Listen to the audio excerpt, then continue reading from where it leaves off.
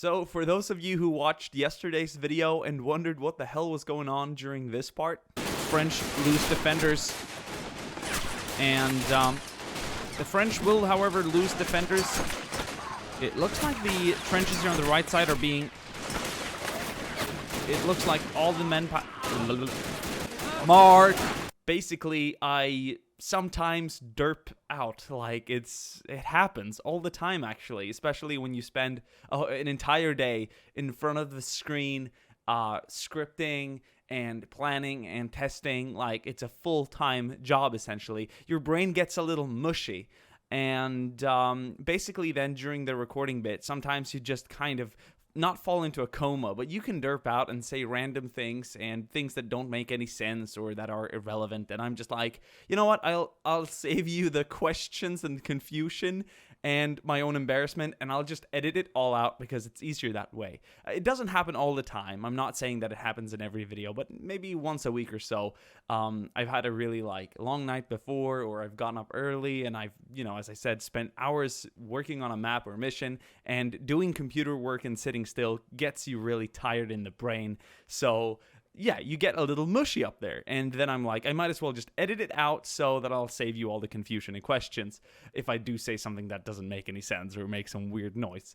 How do I spot that one bit? How do I remember where to go and look to remove the audio if I've got a 30-minute video? It'll take me 30 minutes of just watching through it, which is wasting time. Time I don't really have when it comes to this kind of content. So instead, I just shout into my microphone, Mark, and I just because it's a mark. It's a marking, right? So there's the mark. That's the area I got to go to, and kind of maybe reverse or reverse the tape for about a minute and watch through it and see what did I say now that didn't make any sense.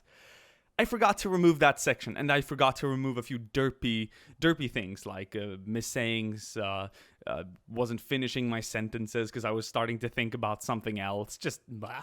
So I forgot to do that. I just thought I'd clarify in case you spotted it or heard it yesterday and wondered who's he shouting for? Mark? Who the hell's Mark? It's easier to spot the audio waveform when editing if you have this spike in audio, like when you shout something. Perhaps I got to do some clicking noise. Perhaps that makes it more easily spotted since I missed it. But anyway, welcome back to Great War Realism Mod for Men of War Assault Squad 2. I have a fourth battle for you today. It's not an attack/defend. This is a tug of war between the 6 major iconic factions of World War I. Some of you might be a little disappointed that I've excluded the Americans. They entered the war a bit later, but still, in order to kind of bring in the more central European powers, and at least one faction that I think I might have been forced to trade away, which I don't think would have been fair at all, I had to make this choice. So, on the Western or Allied side of things, we have, or the Entente, right? We have the, I can't see them because they're back here, but we have the Russians, British, and French. I figured they would make the most sense in a situation like this. I could have gone with the French, British, and Americans, but the Russians played a massive role, and besides, considering the opponents we have here on the opposite side, it wouldn't make all too much sense if we deployed Germans, Austrians, and Ottomans, and then didn't have any worthy opponent of the Austrians and the Austro-Hungarian Empire, of course, which would primarily be the Russians at the time. So on the triple power side of thing, we have the... am I mixing that up? Yes, you're mixing it up. And for the remainder of this video, whenever I refer to the Germans, Austrians, and Ottomans as the triple powers, I actually mean central powers. So I'm saving you all the pain, all the comments, and time wasted complaining. Sorry, I had a little brain fart. I meant central powers. The triple powers are the Entente or the Triple Alliance, call it whatever. In fact, the central powers in this case could also be referred to as the Quadruple Alliance. That included the Ottomans, because otherwise it included the Italians. But the Italians never joined the war at the start. It didn't fight the French or the Brits together with the Austrians and Germans. So why would I even... God damn it. Doesn't make any fucking sense, dude. Probably ain't. But on the opposite side, rather, we have the Germans, the Austro-Hungarians, and the Ottomans. Of course. The Ottomans would make for a pretty cool opponent of the Brits. So we have the Germans and French heading down the center to try and battle for the center of the fort here.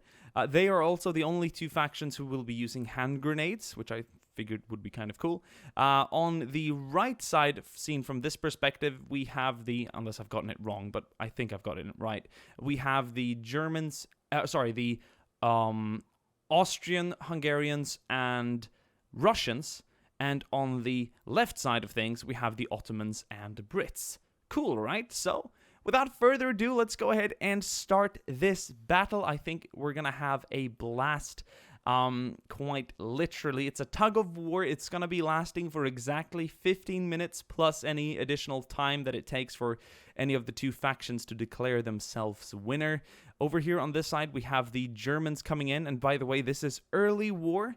So we're going to see a limited number of machine guns. In fact, every single column of soldiers, or faction rather, have a machine gun in the rear and an officer in the front. So the Germans are just entering in the fort, and of course, on the opposite side, we have the French, also right now in this very moment, entering the fort. And the first engagement is about to begin here in the center. We have the two officers moving up against each other. And the French are the first to score a kill in today's battle. The Germans are rushing in, gaining some ground. The French are a little bit slower, but we have an officer in the front here, heading towards. Look at him using his revolver against the German infantry. Oh, he's taking so much fire. There's 30 seconds in between each wave, so the next wave has been deployed, and that should be the one here on the right side. We should be looking at, let me see, what do we got down here? Where are the ones that, oh, here we are. Yes, the Brits are moving up here on the right side. And opposite to them, we have the Ottomans. And since we've spent some time now, 30 seconds has passed, so the final side is moving in here, which is on the triple power side of things. The Austro-Hungarians, which are facing the Russians, or who are facing the Russians, rather, on the opposite side. And so, oh, that's awesome. We got a few grenades going off here in the center. But the Germans are gaining some ground now.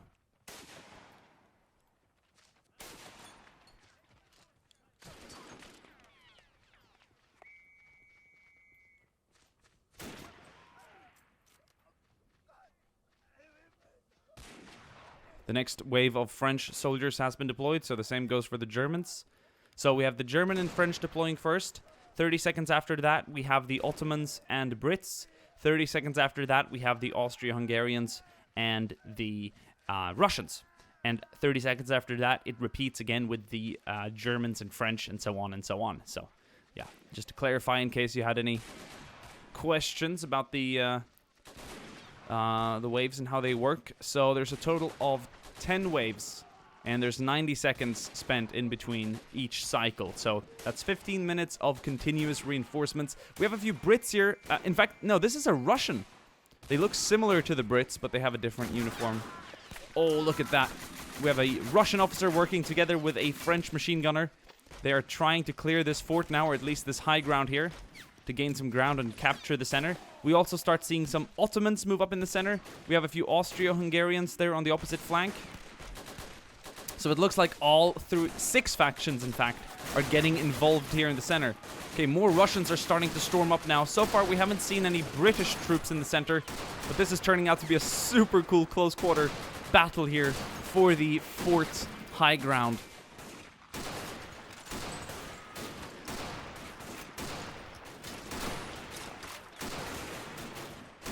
We can't forget that there is a battle going on outside the fort as well. We have Ottomans fighting the Brits here on the opposite side. And across here, we don't really see a lot of combat because it looks like the Austrians and Russians have rushed in for the center instead of fighting each other outside the fort itself, which is cool. So we're going to see more brutal combat up close here. Austrian officer together with an Ottoman officer, working side by side here. This is kind of cool. I love seeing the Ottomans here, and the Russians as well. This is Fort the Vaw, I do believe, which is a map I found over on the workshop, so credit to the mapper. Good work. It's a cool map for this type of battle, and it's cool to just involve factions that don't really belong here, such as the Austrians. I mean, the Germans were predominantly fighting on the Western Front, and the Austrians were more active on the Eastern Front. But it's badass to see this anyway. And of course, the Austrians fought the Italians as well after 1915, I think, when they changed sides, or... yeah, or was it 1914 from the start? I can't remember exactly, but still. Oh, big explosion there on someone's body. But yeah, it looks like the triple powers are right now dominating this high ground fort here. They are keeping the French, British, and Russian troops out, but they are trying to storm through the breach. This is such a cool defense. We got troops rushing up for him. Oh, we're starting to see British troops now. There's a British officer. He's shot dead quicker than he could blink. Russian officer moving up as well. Grenades are being thrown. This is a really bloody battle right now. And it's just a joy to behold. All right, we're starting to see some British troops rush through the entrance right now. We've missed them for the last couple of minutes, but now they're starting to make an appearance, and they're actually helping the French and Russians regain this high ground. Holy crap, is this absolutely amazing to behold. I'm loving the grenades. I'm loving all the action, the casualties, and the bullets flying left, right, and center. It's just insane. I think it was a great idea to involve grenades, or at least give two separate factions on one per side the ability to use grenades. I think if we had given every single soldier a grenade, it would have just turned into a chaotic hellhole, but it still kind of is. But a limited one, a controllable and an enjoyable hellhole, if I may say so. Oh, that was a cool push, but they were unfortunately pushed back by the triple powers. We're just gonna call the allies the Entente, but sometimes you can refer to them as allies as well, because they consist of pretty much the same factions. So, oh. French troops in the center engaging the Austrians and Germans up here on the high ground.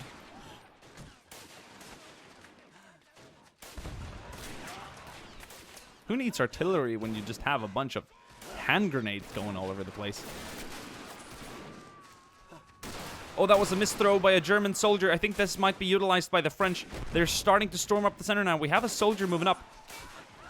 More Russians together with Frenchmen coming in. They're fighting for the top now. They're sending troops through. Austrian officer was just shot back.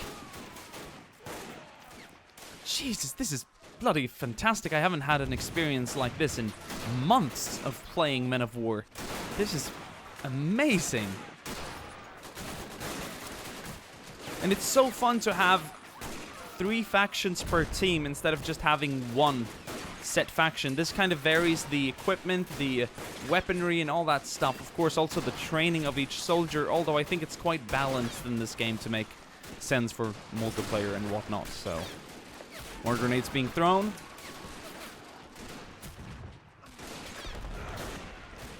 Okay, so we haven't really had a look at the outskirts of the fort. But once again, this time around, it looks like all the factions have focused on the center, and it's turning out to be just so enjoyable. There's some fighting going on here on the right side. In fact, we haven't seen the Ottomans in the center for a really long time, so it does make sense to see a lot of Ottomans here on the flank fighting the Brits, simply because they've been missing in the center, so this makes a whole lot of sense. Oh. Good marksmanship by a British soldier, doing what he can to... Oh, missed shots. I think everyone's quite panicked, and he's going to suffer from his mistakes by getting shot. The Ottomans are in good control of this right flank. How are we doing on the left? Are the Russians focusing on the Austrians here? Not really. In fact, it seems like everyone's utilizing this kind of green zone here, which is quite peaceful and safe to just maneuver around and get into the fort, because this is where it matters. You gotta control this high ground to gain victory, or to at least gain an advantage over your enemy. We have a French machine gunner moving up the center. Oh, he's just shot dead more than once. He's shot dead about 2 or 3 times. In fact, it looked like he died over and over.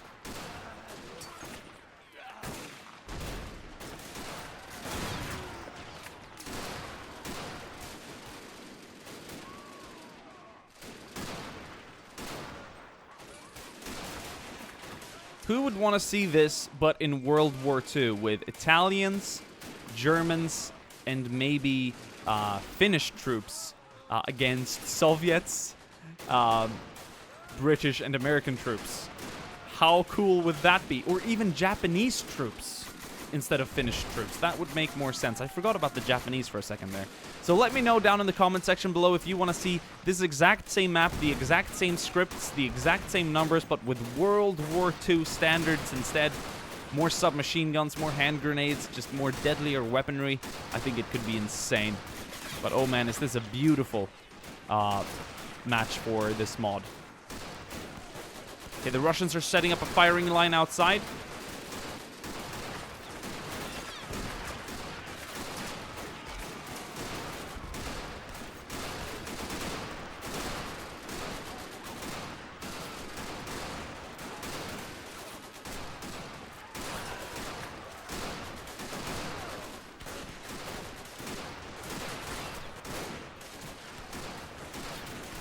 Austrians here on the high ground. Yeah, it looks like they've really locked down the fort right now. They're pushing the Russians back. In fact, they're gaining ground on them. They're look at this machine gunner moving up close to the Russians, opening fire, slaying several out in the open. The Austrians, man, they're pushing the Russians back. And this is going to cost the French and British dearly, since the Russians have failed to uphold their flank. The last... Oh, look, we have a few brave Russians and Frenchmen down here now being attacked by Ottoman troops and German troops rushing down. This is crazy. That Ottoman officer is just forced to retreat. Oh, he's going to be shot dead on his way back. We just have a handful of Allied soldiers here squeezed in between these two walls with enemies all over the place. Look, they're forced to aim up to... Oh, we got a whole firing line of Austrians up above them shooting down. That is disgusting. What a terrible way to go. How's it looking on this side? Pretty quiet. The Ottomans seem to have gained a victory over the British troops as well. Well, not entirely. In fact, they're still fighting on.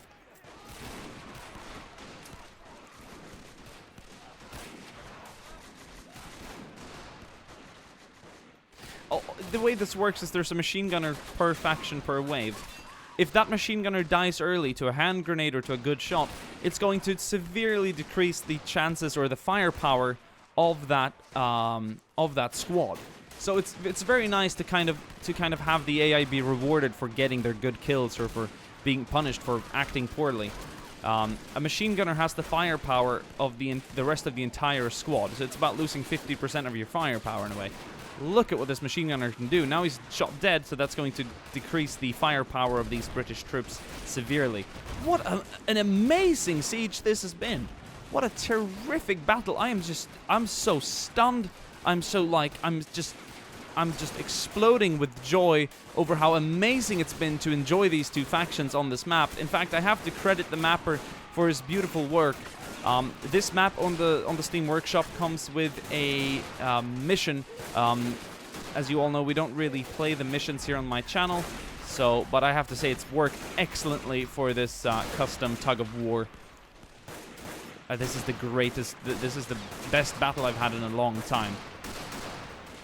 Truly epic, truly deserving of that epic title in the title of this video, I suppose. So you have to be careful when you use the words title, or when you use the words brutal, epic, massive, huge, all that stuff. If you can't really, show for it.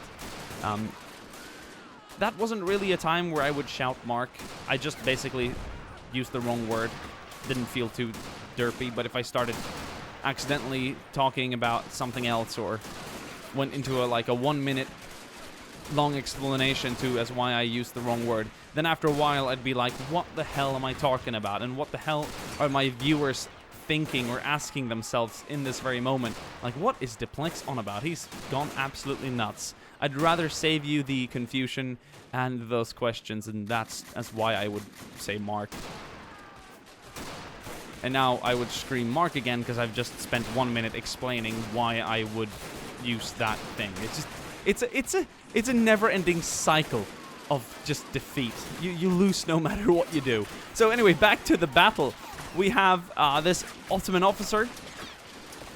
He is up close and personal, but the Brits have established a firing line by the lower section of the wall, and now it's just it's a siege now, with troops taking cover by the walls, firing at each other. We have troops crouching and standing and crawling.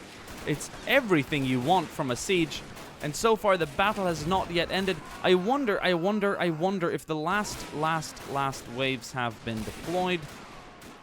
I wonder. No, we have one more wave of Russians coming in. That means we have one more wave of, Ottomans, which means we have another wave of Brits coming in down here somewhere. But seeing as the battle is brought up so close over here, and it's kind of like peaceful in the opposite side of the fort, the Ottomans are going to have an easier way to just rush up to the front line, which is going to deliver more firepower to the front faster. But look, what is going on? We have a few brave Brits who are pushing back the Ottomans. Look at this brave soldier. He's already shot dead 2 or 3 Ottomans during my time of spectating this part of the battlefield. What an insane feat. There's still a machine gunner alive. There's a Ottoman rifleman returning fire. Time to reload that Lee Enfield. Oh. Well, they did beat the Ottomans back, and now the Brits are in not control of the right flank, but they have troops down here in the corner, and there's more coming up. Unfortunately, I think the sheer gruesomeness of this center fight is going to attract most of the reinforcements. But it's been a while since we saw Allied troops up here by the breach. But never have we seen anything like this on the opposite side of the fort. We barely saw it in the center. Barely. Oh, a huge grenade.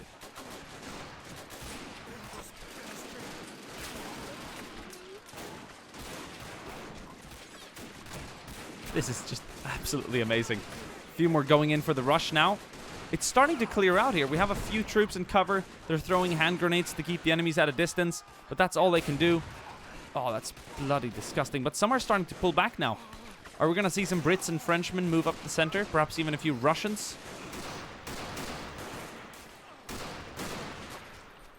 Look at that. They're kind of pushing the Austrians back. They have them down here in this valley of bricks and dirt. I don't know. It's like what do you call that? It's the I asked for the word before. It is called it circulates the castle. And I've known this word, and I read about it, of course, after asking for it, and I realized, of course, that's the word I was looking for. I knew that, and now I can't get it again. But it's more or less just kind of like a pathway. This is for infantry to walk and still remain in cover and whatnot. But it's going to act as a bit of a funnel, a tunnel almost of death. If you're down here, you have little cover. You can't really go anywhere but back or forward. And the enemy up above is going to just pin you and shoot you down. Like fish in the water. Fish in a barrel, I suppose. The Austrians are putting up a lot of firepower here, though, on the right side. Look at that salvo. There's a few dead, you know, triple power soldiers back here. I was almost going to call them Axis, but not quite. But yeah. So there has been... but what's going on? Okay, so back to where it matters right now. Oh, that's just good reactions by the opponents up here. A nice mix. 1 Ottoman officer, no Ottoman soldiers up here right now. So the last waves have definitely been deployed a while ago, because we're not really seeing an increase in soldiers. So it's going to come down to the last survivors right now. Can the Allies bring this back? Can the Allies pull it back?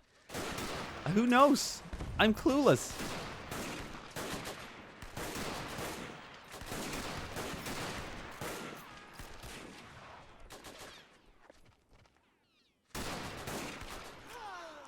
I'm so stupid.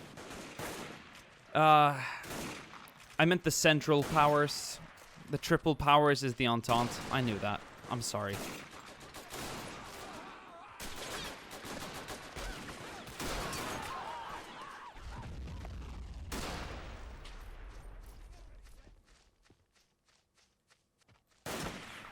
Oh. The French, they have a lot of manpower down here. Russian officer in the lead. He's gonna run up with the French soldiers. That machine gunner, though, just delivering so much damage. And he got away with his life as well. Austrians moving up now on the flank. Gaining the high ground. Look at them. 2 machine gunners up here. 2 machine gunners. In fact, 1 Austrian machine gunner and 1 German machine gunner.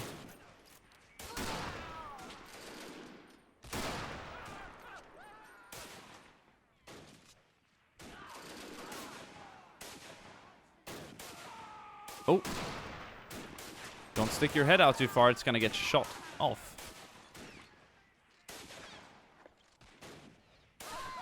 I like how the battle is slowing down a bit, but ultimately it does look like the Central Powers are in big control of this fort right now. There's little to...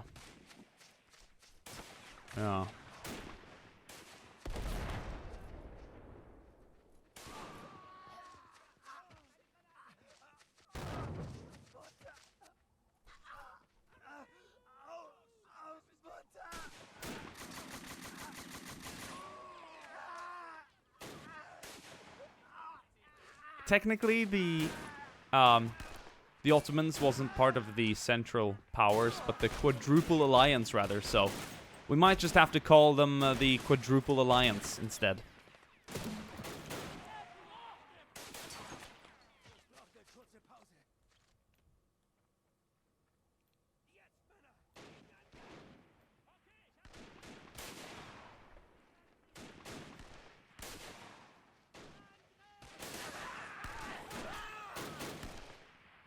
Ottomans now pushing back the last Brits here on this flank. Well, there's few down here. They're still alive. But for how long?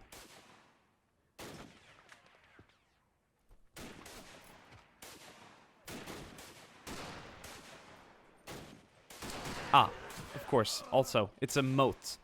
Yeah, that's the word I was looking for. This is kind of like a moat in a way. It acts as kind of a moat, right? It's not an actual moat because you don't fill it with water. But in case of an intrusion, you could kind of like... I mean, I suppose that's kind of the word I was looking for because it's kind of around the fort. But it's technically just a lower part of the fort, sort of like a trench for you know, munitions to be ran through to all the... I suppose there would be cannons here somewhere.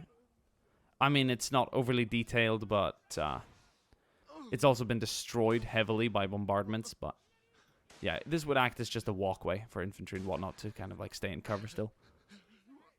I think we're coming to an end. Not quite yet. Let's open up the minimap. Actually, let's not, because I've got the full cinematic mode in, and that's a rarity. So, yeah, there's no... Oh, sorry about that. A little burp. There's no start or finish button down here, and there's no difficulty or player faction color up in the top left, which you do get if you just disable or if you just enable halfway cinematic, which does, however, let you enable the minimap, which is comfortable, I suppose. And this is usually what I'm forced to run with, right? Because for some reason, it doesn't always let me do the full cinematic. I can't explain why, and people in the comment section say, just click those buttons. What in the fuck do you think I'm clicking when I'm sometimes able to enable the full cinematic and sometimes just this mode, which is half-assed and halfway cinematic. Now it doesn't even work to enable the halfway cinematic. Now it's fully cinematic. Whatever. This game makes no sense. It's a day-to-day thing. Sometimes it works, sometimes it doesn't. Sometimes nothing works. Sometimes only the half cinematic works. Sometimes the fully cinematic only works. It just doesn't make any sense whatsoever. We have a machine gunner here on the right side demonstrating the efficiency of his weapon and the kind of firepower he is able to output. He's got an Ottoman moving up on his rear, though. I heard some sneaky steps down there. Gonna reload. He's got Ottomans all over his place. Is this the last man standing? Probably not, but close to. Oh, he's got one moving up on his right. He's got shot dead anyway. Guys, that is the end of the battle. The fight has been officially ended. We're going to let the last couple of factions move back to their waypoints so you can see what they were going for. We have 1, 2, 3, 4, 5, 6 Ottomans, so half a dozen Ottomans remaining in today's battle. We have, on the German side of things, it looks like we've got about 1 German soldier. Oh, we've got a few more alive. It's not over. It's not over. The French are now in control of the fort. There's 1 soldier remaining. I think we can state that there's only 2 Frenchmen alive. How are we doing here by the Russians and Austrians? There's probably a dozen Austrians alive. And we're looking at just a couple of Russians. In fact, only 2.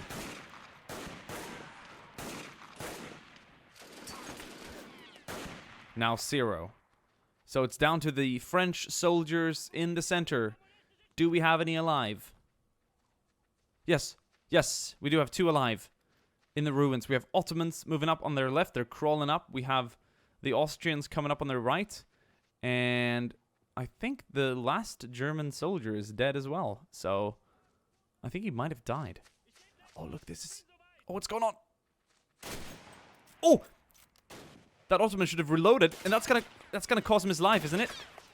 No, there was a miss. This Frenchman's trying to hide by the bodies. I don't think it's going to work. Oh, there we go. He got 1. Reloading his rifle. Oh, the Ottoman missed. That takes a long time to reload that Lebel. Come on. Oh, we do have 1 German soldier down here. He appeared. I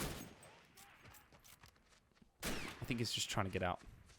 Everyone seems to be forced to reload. Oh, I feel so bad for him. But he's dead. So we're brought down to 5 Ottomans. There's still 1 German alive. And there's... the Austrian numbers is looking to be about 5, 6 or so. So they probably lost a few to the Russians. No, they've got 2 down there. So maybe 8, maybe 10, maybe 12. Who knows? Anyway, guys, here are the casualties. We're going to list the... There we go. We're going to show you the Central Powers, or the Quadruple Alliance, in red. And we're going to show you the Entente, or the Triple Powers, in yellow. And you can tell that they were forced back down here and killed out in the open. But this breach here, just so epic. This was such a close battle. And really, it could have all taken place here in the center or by this breach if only they hadn't lost as many Frenchmen here in the center to the Germans early on. Or perhaps if the British and Russian soldiers would have been more concerned with rushing up here and getting the center. We saw Ottomans and predominantly Austrians move up here early on instead of focusing down here on their flank. But just what an amazing battle. Hope you guys enjoyed. Do excuse me for mistaking the Central Powers for the Triple Powers. I should probably clarify that at the start of the video to avoid 100,000 comments. Then again, comments is good for viewership. But anyway, that's not why I do this crap. Anyway, guys, thanks for watching, and I'll see you guys soon again. Ciao.